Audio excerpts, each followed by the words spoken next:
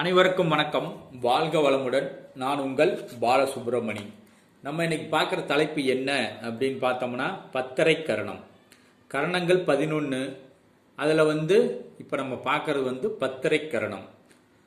உங்கள் ஜாதகத்தை எடுத்து பாருங்க. அந்த 11 கரணத்தில் உங்கள் கரணம் பத்தரை கரணமாக வருதா அப்படின்னு பாருங்க.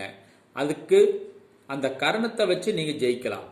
உங்கள் ஜாதகத்தில் வேற கட்டங்களை பார்க்கறதோட அதையும் பாருங்க, வேண்டான்னு சொல்ல. இந்த கருணாநாதனை வழிபாடு செஞ்சாவே வாழ்க்கையில் ஜெயிக்கலாம், முன்னேறலாம், செல்வ செழிப்போடு மகிழ்ச்சியோடு வாழலாம்.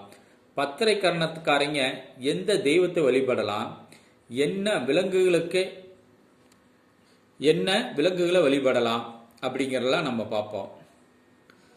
நீங்கள் பத்தரை கரணத்தில் பிறந்தவராக இருந்தால் நீங்கள் வணங்க வேண்டிய தெய்வம் திருச்செந்தூர் முருகர். அதன் அதிபதி நவகிரகங்களை கேதுவை நம்ம எடுத்துக்கிறோம். விலங்கு அப்படின்னா கோழி.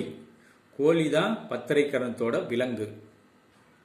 நீங்க திருச்செந்தூர் பத்தரை கரணம் வர்றப்ப போய் திருச்செந்தூர் முருகரை வழிபாடு செய்யுங்க. உங்கள் வாழ்க்கை சிறப்பாக இருக்கும். அதாவது மற்ற நாட்களில் போக முடியல அப்படின்னா உங்கள் அருகில் உள்ள மலை மேல் இருக்கும் முருகன் கோயிலுக்கு பத்தரை கரணம் வர நாளில் போய் வழிபாடு செய்யுங்க. அதுவும் சிறப்பான பலனை தரும். திருச்செந்தூர் போங்க. திருச்செந்தூர் போக முடியாதவங்களும், ரெண்டாவது போக முடியாத போகாமே விட்டுறாதீங்க. திருச்செந்தூர் போங்க. போக முடியாத நாட்களில் மலை மேல் இருக்கும் முருகனுக்கு வழிபாடு செய்யுங்கள், போதும். அதே மாதிரி நீங்கள் உணவில் கோழியை சாப்பிட்றத நிறுத்திடுங்க. ஒரு சிலர் கோழி தான் விரும்பி சாப்பிடுவாங்க. அவங்களுக்கு கோழி தான் பிடிக்கும். என்ன காரணம் கேட்டால் பத்திரை காரணம்பாங்க. அட என்னப்பா பத்திரை காரணமாக கோழியை சாப்பிட்றியா? ஒரு சிலருக்கு அப்படித்தான் அமையும். முடிஞ்ச வரைக்கும் கோழியை சாப்பிடுவதை தவிர்க்கவும். கோழி ஒருத்தர் வளர்க்காங்கன்னா அவங்களுக்கு உணவு வாங்கி கொடுங்க.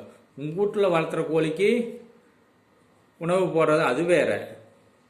மற்றவங்க கோழி வளர்க்குறாங்கன்னா அதுக்கு ஏதாவது உணவு போடுங்க.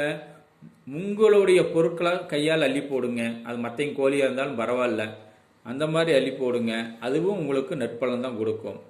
அதாவது அதன் அதிபதி கேது அப்படிங்கிறதுனால கொள் தானம் செய்யலாம். கொள்ளு சட்னி, இல்லை கொள்ளு வேவிக்கிறது, வறுக்கிறது, இந்த மாதிரி ஏதோ ஒன்று செஞ்சு மற்றவங்களுக்கு தரலாம். அதாவது ரொம்ப கஷ்டப்படுறவங்களுக்கு ஏதோ ஒரு உணவு கொண்டு போய் தரீங்கன்னா அது கொள்ளு சட்னி ஆட்டிக்கலாம். கோழிக்கும் கொல்லே போடலாம், அதுலேயும் ஒன்றும் தப்பில்லை. உங்களுடைய ஜாதகத்தில் கேது பகவான் பலம் குறைந்தால் தாய் வழியோட அம்மா அப்பா, தாய் வழியை பற்றி கூறக்கூடியது தான் கேது. அதனால் இப்போ கேது மறைஞ்சு பலம் இழந்து உங்களுக்கு கேது திசை நடக்குது அப்படின்னா நீங்கள் இந்த பத்தரை கரணம் திருச்செந்தூர் முருகர் வழிபாடை செஞ்சுட்டு இருந்தால் அதோட பாதிப்புகளை குறைக்கலாம். பொதுவாகவே கேது திசை நடக்கும்போது ஜீவசமாதி வழிபாடு செய்கிறது மிகச்சிறப்பு. கம்முன்னு ஜீவசமாதி வழிபாடு செஞ்சுக்கிட்டு அமைதியாக போய் ஞானத்தில் கம்முன்னு உட்காந்துட்டிங்கன்னா, கொஞ்சம் நேரம் உட்காந்துட்டு வந்தீங்கன்னா நல்லா ரிலாக்ஸ் ஆகிரும். கேது திசையில் ரொம்ப பார்த்து ஜாக்கிரதையாக இருக்கணும். அதனால் கேது திசையும் நடக்கும்போது நீங்கள் பத்திரக்கரணை திருச்செந்தூர் முருகர் பிடிச்சிக்குங்க. அவ்வளோதான், ஃபுல்லாக பிடிச்சிக்குங்க. போக முடியாதீங்க, மலை மேல் இருக்கும் முருகனை வழிபாடு செய்யுங்க பத்திரக்கரணம் வர்ற அன்னைக்கு. அதே மாதிரி ஜீவசமாதி வழிபாடு என்னைக்கு வேணாலும் போய் செய்யலாம். போய் செய்யுங்க. யமகண்ட நேரத்தையும் போய் செய்யலாம். இதையெல்லாம் தொடர்ந்து செஞ்சு பாருங்க. உங்கள் வாழ்க்கை சிறப்பாக இருக்கும், மகிழ்ச்சியாக இருக்கும். செய்யந்தான் மாற்றம். சும்மா ஒரு தடவை கோயிலுக்கு போயிட்டு வீட்டுக்கு இருந்தீங்கன்னா ஒரு மாற்றமும் கிடைக்காது. ரெகுலராக உங்களால் கஷ்டம் தீர்க்க முடியலையா, கஷ்டம் சமாளிக்க முடியலையா, மனுஷனை போய் பார்க்காதீங்க, கடவுளை போய் பாருங்க. மனுஷன் செய்ய மாட்டேன், அவன் பழைக்கிறதா பார்ப்பீங்க. நீங்கள் நல்லா இருக்கிறீங்கன்னா உங்களோட சேர்ந்துக்குவானுங்க. உங்களுக்கு கஷ்டம்னா சேர்ந்துக்க மாட்டானுங்க, அப்படியே கழட்டி விட்டு போயிடுவானுங்க. இதுதான் உலகம். உங்களால் முடியாதப்ப நீங்கள் போய் தெய்வத்தை பிடிச்சிக்குங்க. தெய்வம் உங்களை கட்டாயம் காப்பாற்றும். தொடர்ந்து அதுகாலிலே உளுந்துக்குங்க. உங்கள் வாழ்க்கை சிறப்பாக இருக்கும், மகிழ்ச்சியாக இருக்கும். பிறந்துட்டீங்க, நல்லபடியாக வாழ்ந்துட்டு சாவலாம். கட்டாயம் உங்களை திருச்செந்தூர் முருகர் காப்பாற்றுவார். இதை செய்யுங்கள், பயனடையுங்கள், மகிழுங்கள், வெற்றியடையுங்கள்.